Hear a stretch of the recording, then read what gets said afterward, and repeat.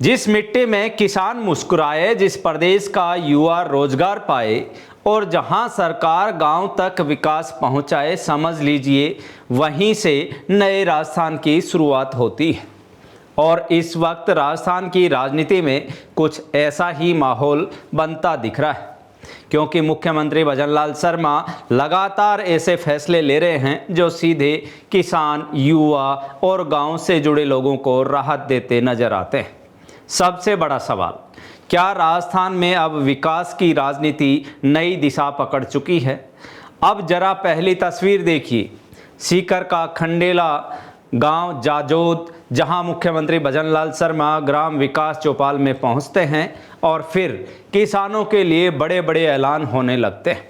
CM कहते हैं जब किसान मजबूत होगा तभी गांव, प्रदेश और देश खुशहाल बनेगा। और यहीं से शुरू होती है किसान हितैषी राजनीति की बड़ी तस्वीर। प्रधानमंत्री किसान सम्मान निधि, फसल बीमा योजना, किसान क्रेडिट कार्ड, इन योजनाओं का जिक्र करते हुए भजनलाल शर्मा ने साफ कहा कि उनकी सरकार किसानों को आर्थिक रूप से मजबूत बनाना चाहती है। सबसे बड़ी घोषणा क्या रही? 6,000 रुपये की सम्मान निधि अब 9,000 रुपये तक पहुंच चुकी है और आगे इसे 12,000 करने की बात भी कही गई। आप जरा सोचिए, एक तरफ खेती की लागत बढ़ रही है, दूसरी तरफ सरकार सीधे किसानों के हाथ मजबूत करने की बात कर रही है।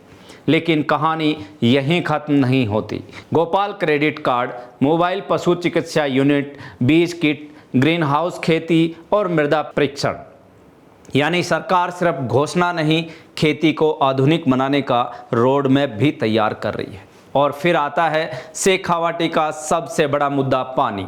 सीएम ने राम जल सेतु लिंक परियोजना और यमुना जल समझौते का भी जिक्र किया, यानी अब खेती और सिंचाई दोनों को लेकर सरकार बड़ा दांव खेलती दिखाई दे रही है।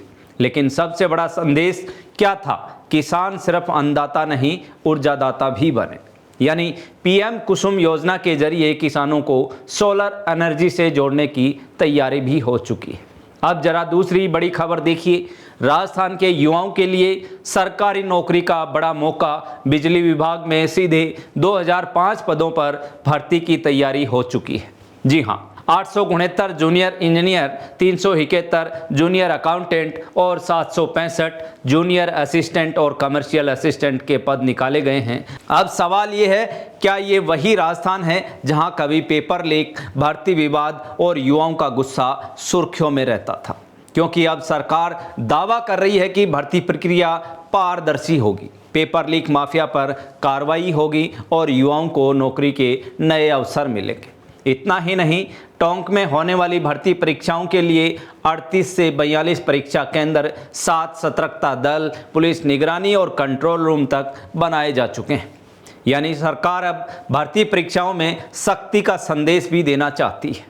लेकिन अब आती है तीसरी और शायद सबसे भावुक खबर, किसानों के खेत तक का रास्ता। जी हाँ, राजस्थान सरकार ने बड़ा फैसला लेते हुए कहा कि अगर किसी किसान के खेत तक पहुंचने का रास्ता नहीं है तो सरकार खुद 20 फीट चौड़ा रास्ता देगी। अब जरा सोचिए, वो किसान जो सालों से दूसरों के खेतों के भरोसे गुजरता था, जिसका ट्रैक्टर खेत नहीं पहुंच पाता था, जिसे हर सीजन विवाद झेलना पड़ता था, अब उसे सरकारी जमीन से रास्ता मिलेगा। यानी खेती आसान होगी, विवाद कम होंगे और जमीन का पूरा उपयोग हो सकेगा। अब एक और बड़ा सवाल, क्या यही वो बदलाव है जिसे गांव का आम किसान लंबे समय से मांग कर रहा था? क्योंकि एक तरफ नौकरी, दूसरी तरफ खेती और तीसरी तरफ सिंचाई और गांव का विकास, तीनों मोर्चों पर सरकार लगातार बड़े फैसले लेती दिखाई दे रही। और यही वजह है कि अब राजस्थान की राजनीति में किसान और युवा सबसे बड़ा केंद्र बनते नजर आ रहे हैं। लेकिन सवाल सिस्टम पर भी उठ रहे हैं। क्या ये घोषणाएं जमीन पर पूरी तरह उतर पाएंगी? क्या युवाओं को समय पर नौकरी मिल पाएगी? क्या किसानों तक योजनाओं का पूरा फायदा पहुंचेगा? क्योंकि जनता अब सिर्फ भाषण नहीं, नतीजे देखना चाहती है। फिलहाल सीकर से लेकर जयपुर तक और गांव से लेकर भर्ती परीक्षाओं तक सरकार लगातार एक्टिव मोड में दिखाई दे रही है। अब देखना होगा कि ये फैसले राजस्थान की तस्वीर कितनी बदल पाते हैं। अपनी राय कमेंट बॉक्स में ज़रूर बताइए। वीडियो पसंद आया हो तो लाइक और शेयर कीजिए और ऐसी ही बड़ी राजनीतिक और जनहित खबरों के लिए जुड़े रहें जागो इंडिया जागो न्यूज़ चैनल के साथ। धन्यवाद।